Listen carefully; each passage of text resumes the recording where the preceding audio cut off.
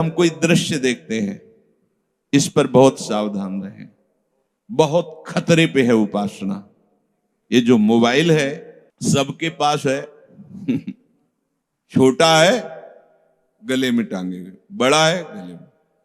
गाड़ी से उतर रहा तो मोबाइल है, रिक्शा चला रहा तो मोबाइल है।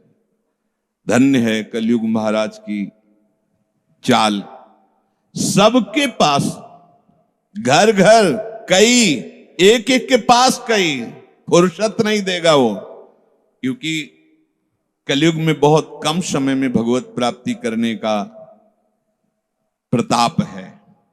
जो शास्त्र सम्मत जीवन और भगवान नाम निरंतर, तो बहुत कम समय में, जो 10-10 हजार वर्ष तक हाथ उठाए दाहिने पैर के अंगूठे के बल खड़े मंत्र जप करते, 24 घंटे नाम जप से वो प्राप्त हो जाता है।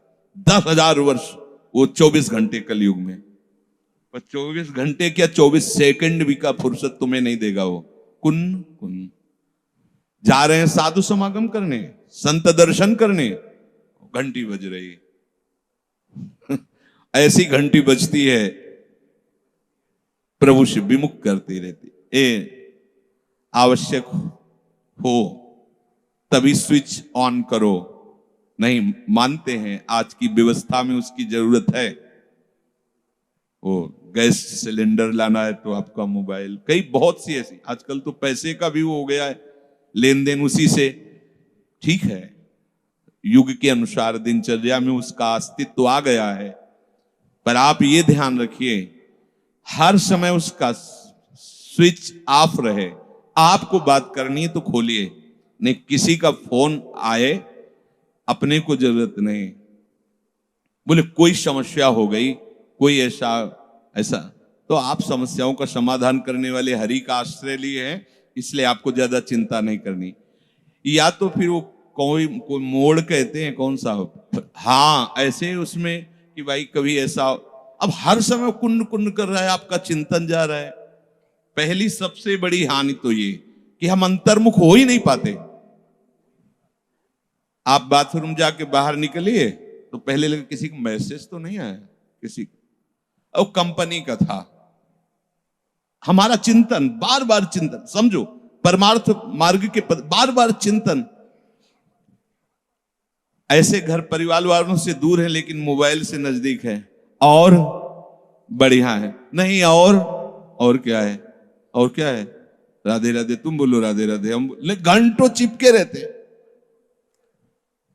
ऐसे बात करने में तो नाम जप हो सकता है, लेकिन ऐसे बात करने में नाम जप नहीं होता, क्योंकि श्रवणेंद्री पूरी वहीं लगेगी और मानसिक उत्तर देने के लिए हमारा सब प्रोग्राम अंदर चल रहा है। अब ये बोलना है, अब ये बोलना है, पूरा का पूरा साधन चौपट करने का बहुत बढ़िया व्यवस्था है।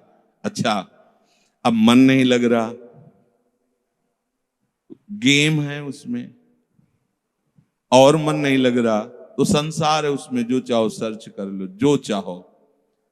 अब कई हमने ऐसे नई अवस्था वालों की जब छानबीन की तो उन्होंने स्वीकार किया कि हम मोबाइल में गंदे दृश्य देखते हैं, कसम खवा के, डांट फटकार के। अब आप सोचो, जिन बातों का चिंतन सर्वनाश कर सकता है, भगवान आदेश कर रहे हैं, उन बातों को आप दृश्य में देख रहे हैं। अब आपका क्या होगा, गाढ़ चिंतन, बस यही लगेगा कि जीवन का परम लाभ यही है जो दृश्य देख रहे हैं। मान जाइए, ऐसी भूल कदापि मत करना। वृंदावन में बैठे हो, जिनसे गलती हुई वो भगवान सर्व सामर्थ्यशाली है, मिटा देंगे। आज जो भी हमारी बात सुन रहे हैं, कभी अपने मोबाइल में गंदा दृश्य नहीं देखेंगे, ये नियम लें। नियम का तात्पर्य होता शपथ पूर्वक उस बात को स्वीकार करना। ध्यान दीजिए, वृंदावन में हो, अगर नियम ले रहे हो और आप देखोगे तो बहुत बुरी दशा होगी आपकी, क्योंकि वो मार्ग ही बुरी दशा का है।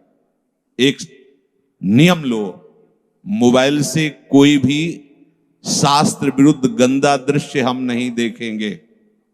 ले लिया, ध्यान दीजिए, सब बच्चा बच्ची, संत और गृहस्थ सब श्री जी को साक्षी करके वृंदावन धाम में ये नियम लो कि हम व्यभिचार संबंधी, गंदे आचरण संबंधी, भगवत विमुख करने वाले दृश्य बातें हम नहीं देखेंगे। ले लिया, अंदर से देख लो, क्योंकि पकड़े जाओगे। एक दृष्टि में ही तुम्हारा एक्सरा हो जाएगा कि तुम कहां हो।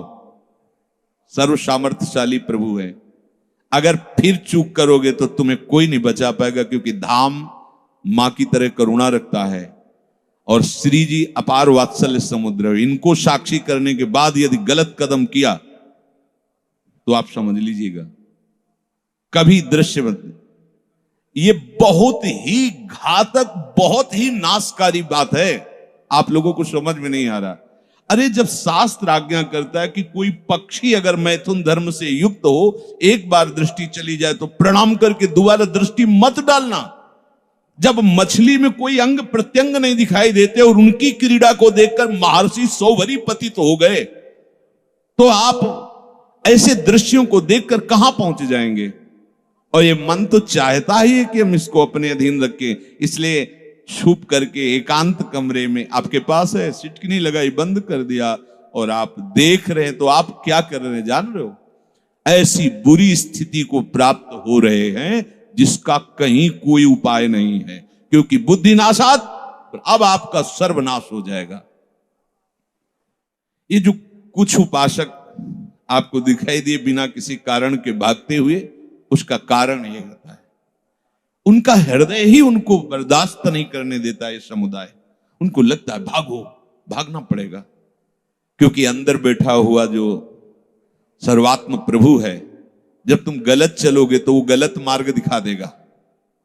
समझ, जब कोई चोरी करने चलता है तो अंदर से वो रास्ता दिखा देता है, ये यहां से छलांग लगाओ, ऐसे चलो, क्योंकि सारे खेल उसी के हैं, सारे खेल उसी के हैं। अनंत ब्रह्मांडों में अनंत माया की दौड़ चल रही। तुम प्रभु के त्रिगुणातीत मार्ग के पथिक हो तो शास्त्र और गुरु रूप से वो प्रेरणा कर रहे हैं। नहीं तो जो कुबुद्धि है वो कहां से आई है? वहीं से तो आई। तो कुबुद्धि प्रेरणा करती, ऐसा कर लो, ऐसा कर लो, ऐसा कर लो। कुबुद्धि के अंतर्गत मत जाना, नहीं तो जैसा नाश कुबुद्धि से होता है, ऐसे जहर चला गया, एक शरीर नष्ट हो गया, दूसरा मिल जाएगा। लेकिन कुबुद्धि में विषय जहर फैल गया, ये हजारों जन्म तक जाएगा। ये संस्कार बनते चले जाएंगे। देखना लो, अभी तक पिंड छूटा है क्या? सब देख रहे, समझ रहे, गा रहे, सुन रहे, पर अंदर से बुद्धि यही कहती कि भोगों में सुख है। धिक्कार है ऐसी बुद्धि को। भाई जी महाराज कह रहे हैं दृश्य नहीं, दृश्य पर बहुत बड़ा प्रभाव दृश्य का पड़ता है। दृश्य में अजामिल नष्ट हो गया, दृश्य में ही। साहित्य, कोई भी जैसे उपासना मार्ग के प्रतीक है, पेपर ये ऐसे इधर उधर के, कैसे कैसे तुम पढ़ते हो? कैसे अच्छा लगता है? क्या जानकारी लेनी है? प्रियाजू का रूप कैसा है, लालजू का रूप कैसा है, ये इनमें थोड़ी मिलेगा। नाम की महिमा क्या है, धाम की महिमा क्या है, आत्मानंद क्या है, ये उनमें थोड़ी मिलेगा। कोई भी ऐसे रखा भी हो तो नहीं गलती करनी चाहिए। गलती है, कोई भी शब्द उसका फंस जाएगा दिमाग में जो आपको परमार्थ विहीन कर देगा, परमार्थ विहीन कर देगा। वस्त्र, एक यहां जुड़े थे तो उन्होंने कहा, जब मिले एकांत में, उन्होंने कहा कि हमें यहां एक दोष दर्शन होता है। अब बताइए। उन्होंने कहा जिसको देखो वही पीला और सफेद की होड़ लगी हुई है। हमने कहा तो भगवान की कृपा है कि सब उत्साहित हो रहे हैं कि हम मुड़ मुड़ा कर रज पहनकर, पीले के अधिकारी नहीं तो सफेद पहन लेते हैं, पर हम संसार के नहीं हैं। बोले शायद मेरे में ऐसा सामर्थ्य नहीं, इसलिए ऐसी जलन होती है। हाँ, वस्त्र, वृंदावन वास कर रहे हो, पैंट सूट चढ़ाए हो, बेल्ट बांधे हुए हो, मोजा चढ़ाए हुए हो, जहां मन आया वहां। अरे दुनिया में रहो ऐसे, कम से कम वृंदावन आए हो, अपनी सादगी सनातन धर्म की पोशाक तो पहनो। ये सात्विक पोशाक है, सफेद अचला, सफेद बनियान, सफेद कुर्ता, सफेद अंगोछा। ये भागवती मार्ग में चलने वालों के लिए बहुत आवश्यक है। आप वृंदावन धाम आए हो, देखो ना, और इस वैसे झुको तो नीचे का पैंट नीचे सरक रहा है, ऊपर की बनियान ऊपर सरक रही, क्या है? न ठीक से बैठ सकते हो न झुक सकते हो। ये जो मनमानी चिंतन करने वाले, मनमानी आचरण करने वाले लोग हैं, आते तो हैं परमार्थ के लिए, लेकिन गुरु बन के आते हैं। हमारी बात चलनी चाहिए। अरे पागल हो तुम? नहीं, वस्त्र से क्या होता है? यहां लिखा है वस्त्र होता है, उसका प्रभाव होता है, वस्त्र का प्रभाव होता है। और आहार, खान पान, बहुत खान पान सावधान। और बिहार, घूमने जा रहे हैं, बहुत सावधान। जब बिहार कर रहे हो तो साथ में वृंदावन बिहारी बिहारणी जो हुए हैं, ऐसा अनुभव करो, क्योंकि अकेले नहीं चलते अपने लोग, प्रिया प्रीतम के साथ चलते हैं, संग, उनके संग। ये लता कितनी सुंदर है, इसके नीचे प्रियालाल बैठकर बात करेंगे। हाँ, ये कितना सुंदर झुका हुआ तमाल है, यहाँ प्रिया प्रीतम अमुक खेल खेले, हाँ ऐसा। और यमुना जी का, अच्छा यहाँ प्रिया प्रीतम ऐसे दौड़ दौड़ के खेले, यहाँ रास कर। हर समय अकेले बिहार में मत जाना। अगर अकेले जाने वाले का लक्षण, कैसा आदमी है, दुष्ट है, ऐसा, ये अच्छा है, ये बहुत यार सुंदर है, बस आप अगर उसका भोग कर रहे हैं राग द्वेष का, तो आप फंस जाएंगे। साथ में प्रिया प्रीतम को रखो। ये सभी कुसंग हैं और त्याज्य हैं, इनसे राक्षसी वृत्ति का व्यवहार होता है। इनसे जिस प्राणी के, जिस पदार्थ के, जिस दृश्य के, जिस साहित्य के, जिस वस्त्र के, जिस आहार और विहार के प्रभाव से हमारा भजन छूटे, हमारे प्रिया प्रीतम का चिंतन छूटे, पवित्रता छूटे, सादगी, शास्त्र के अनुसार आचरण, धर्म के अनुसार आचरण छूटे, ऐसे किसी भी प्राणी, पदार्थ, वस्तु, साहित्य, दृश्य, आहार विहार का सेवन उपासक को नहीं करना चाहिए। तभी वो अपने चिंतन को बचा सकता है। अगर चिंतन बिगड़ा तो क्रिया हो ना हो, अंतःकरण तो वैसे ही मलिन हो गया। अब कह रहे हैं कि जब आप ऐसा नहीं करोगे तो आपकी बुद्धि विवेकवती होगी। बुद्धि विवेकवती हो जिससे ऐसा हो सात्विक सत्संग, मन इंद्रिय संयत हो, उन पर चढ़े पवित्र प्रेम का रंग, संयम नियम धर्म सम्मत हो, मन की वृत्ति भगवदाकार, सर्वभूत हित जीवन जिससे बने शांति सुख का आगार।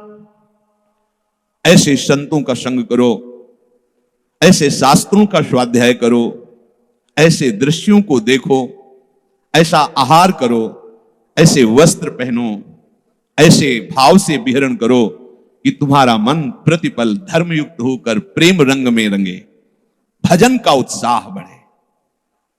देखो ना, ये चमकीले धमकीले इधर उधर कटिंग के कपड़े पहन करके शरीर राग देखो कैसा बलवान होता है। सर्दी है, रोम रोम खड़ा कांप रहा, पर वो अंग प्रदर्शन करना है, इसलिए ये यहां से ऐसे वस्त्र। ये मत समझो कि वस्त्रों का प्रभाव नहीं होता, बहुत बड़ा प्रभाव होता है वस्त्रों का। सावधान, सात्विक वस्त्र पहनो। भाई जी ने, जिन्होंने उपदेश किया है, अपनी पत्नी अपने परिवार के साथ कपड़ों की होली लगवाई थी घर में। विदेशी जो भी ये सब महंगे में, सात्विक वस्त्र सब आग लगाओ, साड़ी वस्त्र सब ऐसे एकत्रित करवा आग लगाओ। नहीं, सात्विक। तब गृहस्थ रहते हुए भी परमहंसों के द्वारा आदरणीय हुए। दिखाई देता था गृहस्थ धर्म में आचरण करते हुए भाई जी, लेकिन स्थिति जो महापुरुष जानते थे वो मन से झुकते थे भाई जी के चरणों में। ये मत समझो कि वस्त्र का प्रभाव नहीं पड़ता, ये बिल्कुल किसी की भी मत मानना, उसका बहुत बड़ा प्रभाव होता है। वस्त्र का प्रभाव होता है, नहीं होता? वस्त्र का प्रभाव होता है, तभी तो फिर जो वीतराग परमहंसों के मार्ग में एकांत से, वैसे भी रति खत्म हो जाएगी। जहां इधर मति चलेगी तो जैसे विषयी ये नहीं धारण कर सकता, ऐसे नहीं रह सकता जैसे आप लोग। हमसे नहीं होगा, बोल देगा बाबा जी, तो भी बोल देगा हमसे नहीं होगा, ये मुंह में रज लगाना ये सब ऐसे नहीं होगा हमसे।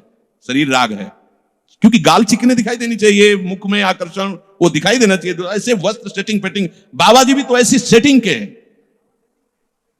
नहीं। हम शरीर राग को मिटियामेट करने आए हैं परमार्थ में। उचित वस्त्र धारण कर लिए। रजोगुण का नाश करना प्रिया प्रीतम के प्रेम मार्ग में बढ़ने का संकेत है। बुरा लगेगा जो शरीर रागी है, पर अभी का बुरा आपको अमृत पान करने योग्य बना देगा। अगर आप अभी बात नहीं समझोगे तो बुरा ही बुरा है। न जाने कितने कल्पों से हम यही सब करते चले आ रहे। कभी तो राजा भी बने होंगे, ऐसा नहीं, कभी तो देवताओं का भी भोग भोगा होगा।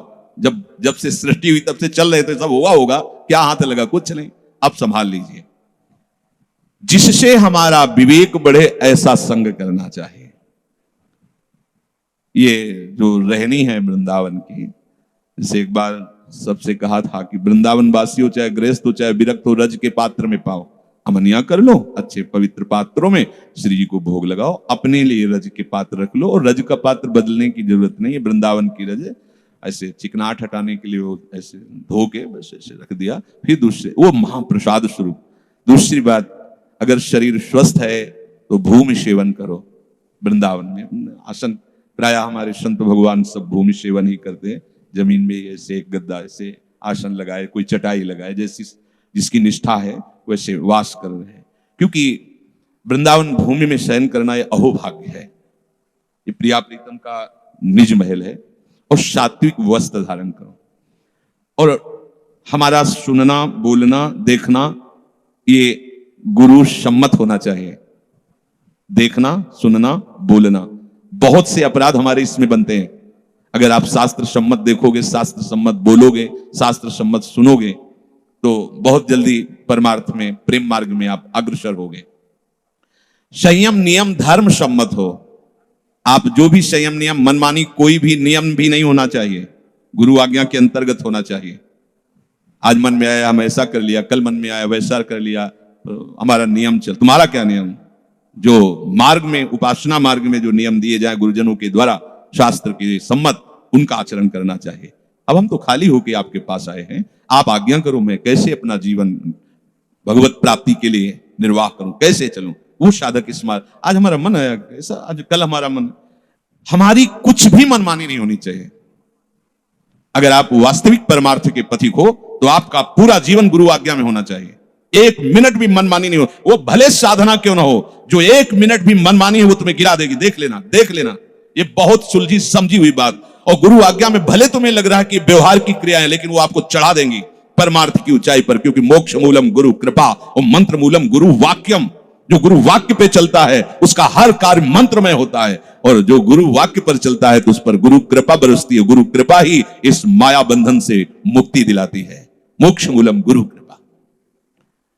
उसी का जीवन शांति, सुख और प्रेम का आगार बन जाता है, जो सत्संग के द्वारा अपनी बुद्धि को विवेकवती करके शास्त्र और गुरु आज्ञा के अनुसार चलता है। अभी प्रभु ने बताया कि विषय चिंतन करने से कितनी बड़ी हानि हो गई। यहां कहीं भी विषय भोग की बात नहीं की भगवान ने, पीछे जो चर्चा की। विषय चिंतन मात्र से सर्वनाश, बुद्धिनाशात सर्वनाश। उपासक विषय चिंतन से बच पाना बहुत कठिन होता है। यह अपने भी अनुभव की बात है। विषय का सेवन नहीं हो रहा, बीच में एक रकील खिंची हुई है। पर नवीन जब इस मार्ग में चला जाता है तो पूर्व संस्कार जन्म जन्मांतरों के, ये लगता है कुछ तो है। जैसे परिवार हंसते खेलते बातचीत करते, अब वो तो समाज में तो कहीं ना कहीं दृश्य दिखाए, कुछ तो है, ये लोग सुखी हैं, कुछ तो है। क्योंकि अभी ज्ञान का विकास नहीं हुआ, भगवत तत्व का परिचय नहीं हुआ, और पूर्व संस्कार उसको घसीट रहे हैं भोगों के। तो वो भोग तो नहीं भोगता, पर भोग चिंतन बनता रहता है। अब अगर वो चिंतन और नाम ये दोनों साथ चलेंगे, ऐसी यात्रा होती है। बहुत जलन की यात्रा, बहुत जलन। कोई बहादुर भगवत चरणारविंद का आसक्त चित्त ही से निपट पाता है, नहीं तो यही भगवत नाम जहां छूटा तो चाहे जितनी वो विवेक लड़ाने की कोशिश करे, वो धीरे धीरे सकिल जाता है। पर अद्भुत चमत्कार नाम का है, अद्भुत चमत्कार। जहां भगवान कह रहे हैं कि सर्वनाश हो जाता है, ऐसा चिंतन होने पर भी नाम उसे डूबले ले देता, और एक दिन ऐसी स्थिति में पहुंचा देता है कि वही अपनी वृत्तियों को देख के हंसता है कि अच्छा, इन वृत्तियों में मेरी ये हालत थी, तो ये तो केवल नाम की कृपा हो गई। उपासक ज्यादा हताश निराश ना हो कि हमने विषय चिंतन में सर्वनाश होता है सुन लिया है, अब हमारा सर्वनाश। बिल्कुल डरना नहीं, पर आप इसका स्वाद लेके